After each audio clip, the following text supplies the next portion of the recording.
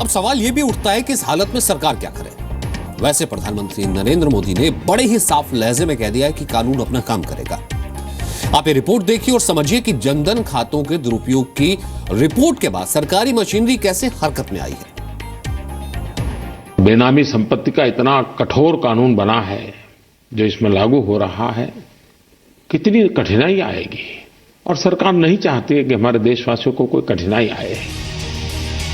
गरीबों के जनधन खातों का दुरुपयोग कर अपनी ब्लैक मनी जमा करने वालों को ये प्रधानमंत्री नरेंद्र मोदी की चेतावनी है। जाहिर है कि संकेत दे दिए गए हैं। इस साल से लागू बेनामी ट्रांजैक्शन पर रोक लगाने वाला नया कानून अब जनधन खातों के लुटेरों से निपटेगा। जनधन खातों के दुरुपयोग की रिपोर्ट्स के बाद से फाइनेंशियल इंटेलिजेंस यूनिट यानी FIU सभी संदिग्ध ट्रांजैक्शन का ब्यौरा खंगालने में जुटा है।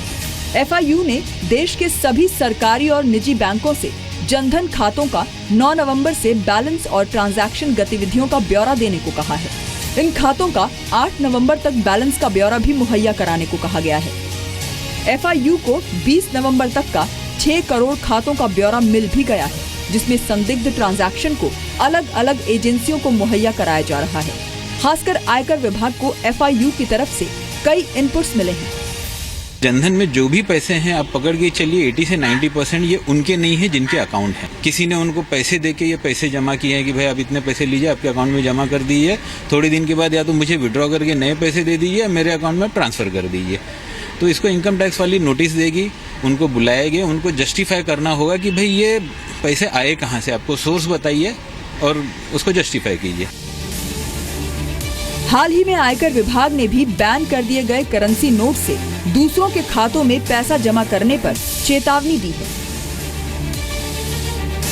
आयकर विभाग ने कहा है कि उल्लंघन करने वालों पर बेनामी ट्रांजैक्शन एक्ट के तहत कार्रवाई होगी, जिसमें जुर्माने के साथ 7 साल तक की जेल की सजा का प्रावधान है। जाहिर है कि सरकार के पास जनधन खातों का दुरुपयोग करने वालों के खिलाफ औजार तो है, लेकिन जिस पैमाने पर काले धन को सफेद करने का ये खेल हुआ है, उससे सरकार के सामने बड़ी चुनौती खड़ी हो गई है।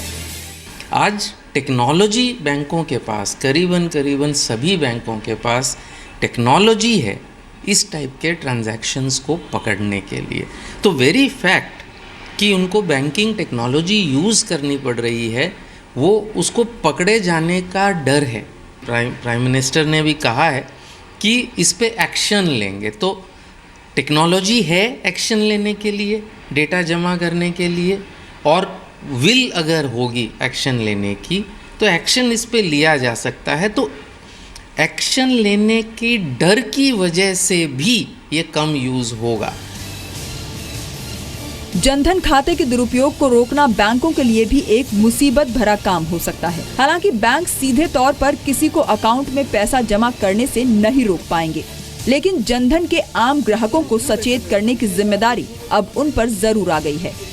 सोनल सिंह के साथ राजीव रंजन, जी मीडिया, मुंबई।